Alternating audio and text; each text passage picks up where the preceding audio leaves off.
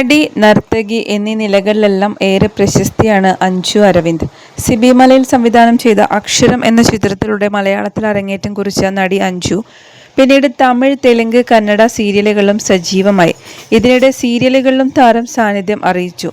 ഇപ്പോഴിതാ പ്രിയപ്പെട്ടയാളുടെ വിയോഗ വാർത്തയാണ് അഞ്ജു അരവിന്ദ് ഇപ്പോൾ തന്റെ ഫേസ്ബുക്ക് പേജിലൂടെ പങ്കുവച്ചിരിക്കുന്നത്. അഞ്ജുവിൻ്റെ അമ്മയുടെ അനിയത്തിയാണ് മരിച്ചത്. എന്തെങ്കിലും ചെറിയ സംശയം തോന്നിയാൽ തന്നെ വിദഗ്ധ പരിശോധന നടത്തണമെന്ന സന്ദേശവും അഞ്ജുവിൻ്റെ പോസ്റ്റിലുണ്ട്.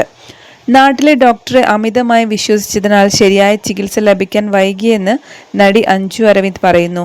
കുറിപ്പിൻ്റെ പൂർണ്ണരൂപം ഇങ്ങനെയാണ്: രാജാൻറ്റി, അമ്മയുടെ അനിയത്തി മാത്രമല്ല, എനിക്ക് എൻ്റെ അമ്മയെപ്പോലെ തന്നെയായിരുന്നു.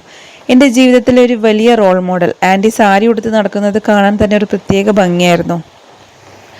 ഇന്നത്തെ പോലെയല്ല, അന്നത്തെ കാലത്ത് ഹീൽ ചെരുപ്പ് ധരിച്ച് ആത്മവിശ്വാസത്തോടെ നടന്നിരുന്ന ഒരാളായിരുന്നു ആൻറ്റി.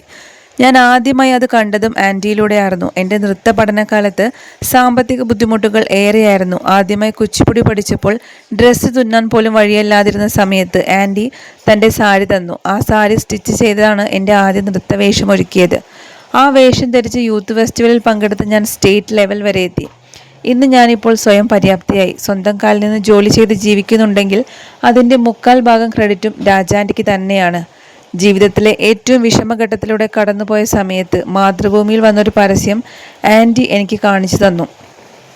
ആ കോളേജിലേക്ക് അപേക്ഷിക്കാൻ പ്രോത്സാഹിപ്പിച്ചു. അതിലൂടെയാണ് ഞാൻ ഭരതനാട്യത്തിൽ BA എടുത്തത്. പിന്നീട് RLVയിൽ നിന്ന് MAയും പൂർത്തിയാക്കി. എൻ്റെ സിനിമാ ജീവിതത്തിലേക്കുള്ള യാത്രയ്ക്കും നിമിത്തമായത് രാജാൻറ്റി തന്നെയാണ്. പക്ഷേ നാട്ടിലെ ഡോക്ടറെ അമിതമായി വിശ്വസിച്ചതാണ് നമുക്ക് പറ്റിയ വലിയ തെറ്റ്. ആൻറ്റി വയറുവേദനയെക്കുറിച്ച് പറയുമ്പോഴെല്ലാം അത് ഗ്യാസ് ട്രബിൾ ആണെന്ന് പറഞ്ഞ് മരുന്ന് കൊടുത്ത് തിരിച്ചയക്കുമായിരുന്നു. ഏറെ വൈകിട്ടാണ് അത് 4ാം ഘട്ട ക്യാൻസർ ആണെന്ന് തിരിച്ചറിഞ്ഞത്. തുടക്കത്തിൽ തന്നെ ഒരു സ്കാനിങ് നിർദ്ദേശിച്ചിരുന്നുവെങ്കിൽ ഒരു പക്ഷേ രാജാൻറ്റി ഇന്നും നമ്മളോടൊപ്പം തന്നെ ഉണ്ടായേനെ. ഒരു രോഗിയോടും ഒരു ഡോക്ടറും ഇങ്ങനെ ഒരിക്കലും ചെയ്യാൻ പാടില്ല. ഇന്നെല്ലാം അവസാനിച്ച് ആൻറ്റിയെ അവസാനമായിട്ട് ഒരുക്കി കൊടുക്കുമ്പോൾ മനസ്സ് ആകെ തകർന്നുപോയി. വാക്കുകൾക്ക് അതീതമായിട്ടുള്ള ഒരു ശൂന്യത, തീരാത്ത കടപ്പാടും അളവറ്റ സ്നേഹവും മാത്രം ബാക്കി. പ്രണാമം. ഈ വിയോഗം വിശ്വസിക്കാനാകുന്നില്ല എന്നായിരുന്നു കമൻസുകളെല്ലാം. രാജാൻറ്റിയുടെ നിര്യാണ വാർത്ത അതീവ ദുഃഖത്തോടെയാണ് അറിഞ്ഞത്. ഏറ്റവും ഒടുവിൽ കണ്ടപ്പോൾ ഗുരുതരമായ ആരോഗ്യ പ്രശ്നങ്ങൾ ഉള്ളതായി മനസ്സിലായിട്ടില്ല. യഥാസമയം രോഗനിർണയം ചെയ്യാൻ പറ്റാത്തത് കാരണമാണ് ഇത്ര പെട്ടെന്ന് ഇത് സംഭവിച്ചതെന്ന് അഞ്ജുവിൻ്റെ കുറിപ്പിൽ നിന്ന് മനസ്സിലായി. 1970കളിൽ രാജാൻറ്റി ഉൾപ്പെടെ നമ്മൾ 5-10 കുട്ടികൾ കണ്ണോത്ത് താമസിച്ച് ശിവപുരം സ്കൂളിൽ പഠിച്ചിരുന്നു. കാഞ്ചനേച്ചിയാണ് ലീഡർ. രാജുവും പൊതുവെ സൈലന്റ് ആയിരുന്നു. സഹോദര സ്നേഹം എനിക്ക് ആവോളം ലഭിച്ചിരുന്നു. ഒരിക്കലും മറക്കാത്ത ഓർമ്മകളാണ്.